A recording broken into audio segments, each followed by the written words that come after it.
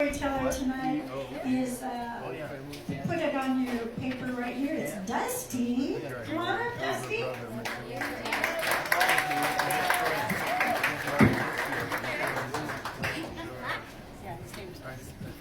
Hello.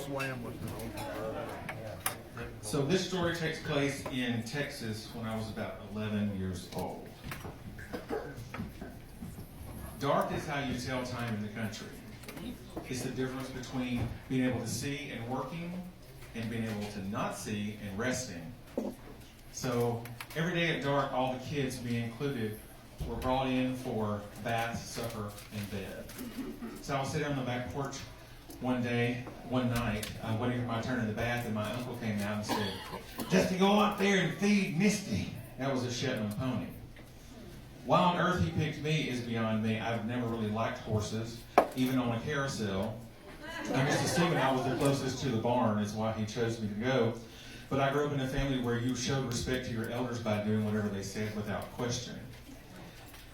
And all I could think of when I looked out toward the barn was, it's really dark out there.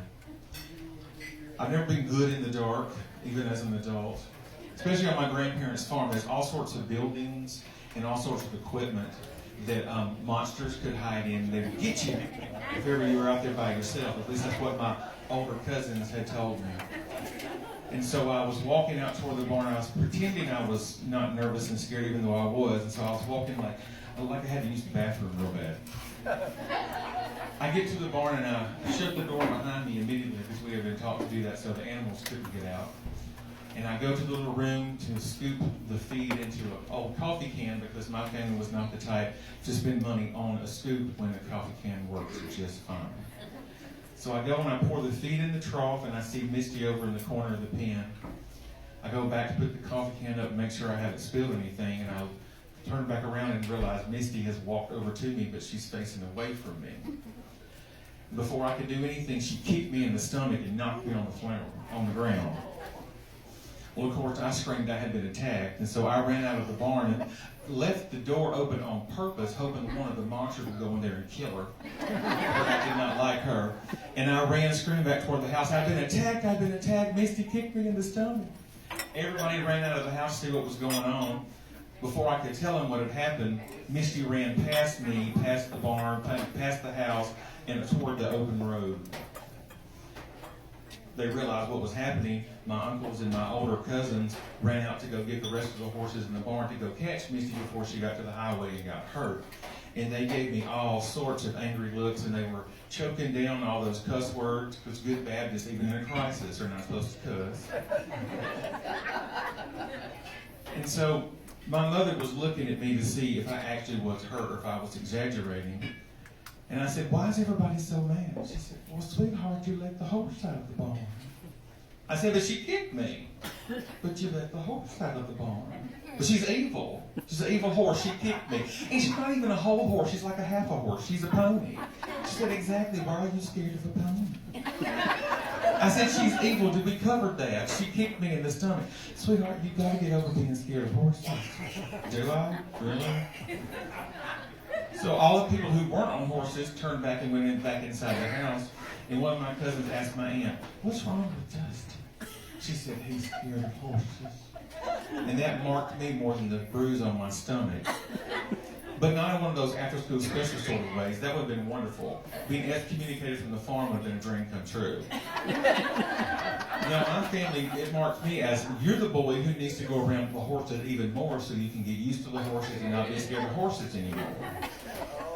So, true to form, a couple of days later, they took me out to the barn, the scene of the crime. There was all the horses all lined up, and there was Misty with the saddle on her back, and I'm like, They're like, "Go on over there, Dusty, get on Misty, we're going to go for a ride." "I don't want to get on Misty." "No, go on over there, just let her sniff your hand so she knows you're not afraid."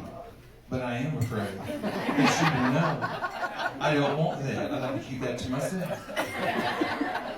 He said, "Just get up on the horse now." I'm like, "Fine." So I get on the horse. All my cousins who aren't scared of horses get on their horses.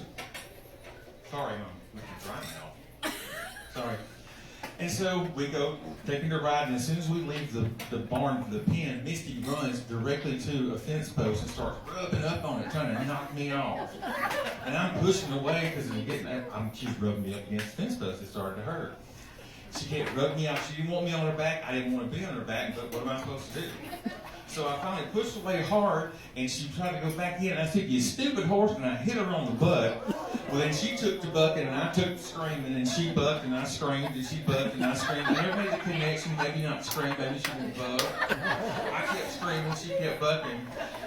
It seemed like an eternity, but couldn't have been more than 10 seconds. I flew off her back, landed, boom, on the floor with a thud. My screaming stopped because the breath got knocked out of me. My uncle ran over there and said, "Well, Dusty, you should have been in a rodeo. You rode her for more than 8 seconds." And I agreed I needed a big belt buckle for all my pain and suffering. I decided right then, in my future, the only horses I would have would be embroidered on my polo shirt.